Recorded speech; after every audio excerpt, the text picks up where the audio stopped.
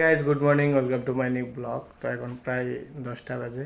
তো এখন আমি ব্রেকফাস্ট করবো। তো আজকে ব্রেকফাস্টে হচ্ছে ফ্রাইড রাইস, মাছ আর হচ্ছে ডিম। তো এখন বিকাল 4টা বেজে গিয়েছে। তো একটু আগে আমি লাঞ্চ করছি। আর আজকে বিটকয়েন একটা ডেট নিয়েছিলাম। তো আমার $20 স্টপ লস গেছে। লস সাইজ নিয়েছিলাম হচ্ছে 0.1। স্টপ লস দেওয়ার কারণ হচ্ছে রিটেস্টে এন্ট্রি নেওয়া দরকার ছিল। আমি রিটেস্টে এন্ট্রি নিয়ে নাই, কমোবাইল এসে সরাসরি এন্ট্রি নিয়ে নিচ্ছিলাম। তো আমার স্টপ লস তাই গেছে। তো ডেটা ছিল না ইন্টারডে না সুইং ট্রেড, ডেটা ছিল স্ক্যাল্পিং। তো এখন আমি বেশিরভাগ স্ক্যাল্পিং করার ট্রাই করি, কারণ ইন্টারডের মধ্যে অনেক ওয়েট করা লাগে, এত পেশেন্স রাখা লাগে।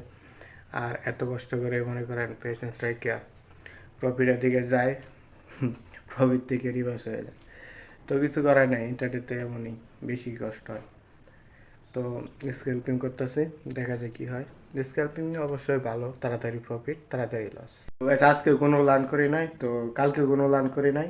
ও কালকে করছিলাম, কালকে ব্লগে হয়তো দেখছেন। তো আজকে এখনো বসি নাই লার্ন করার জন্য। তো লার্ন তো অবশ্যই করতে হবে, বাট এখনো আজকে সারাদিন চলে গেছে রিল দেখতে দেখতে। তো বসতে পারি রাত্রির দিকে।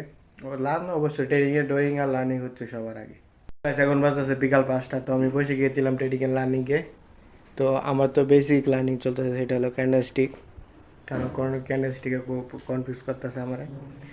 তো এখন বসে আছি ট্রেডিংয়ের লার্নিংয়ে। তো আজকে কোনো জায়গায় যায় না, বাট দুপুর 2টার দিকে বাইরে হয়েছিলাম তাও একটু ঘোরার জন্য। বাট ব্লগ করি নাই, বাইরে ব্লগ করতে এমনিও ভালো লাগে না, কারণ বাইরে এখনও রোদ থাকে প্রচুর।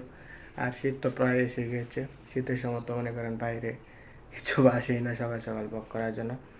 তো এখন থেকে ট্রাই করবো দুপুরের দিকে ব্লগ করার জন্য। কিন্তু আপনারা ব্লগটিকে সকাল 8টা বাজে পাবেন। তো এই ব্লগটাকে এখানে এন্ড করি। I hope enjoy the video দেখে ভালো লাগবে লাইক করে দিন, চ্যানেল সাবস্ক্রাইব করে দিন।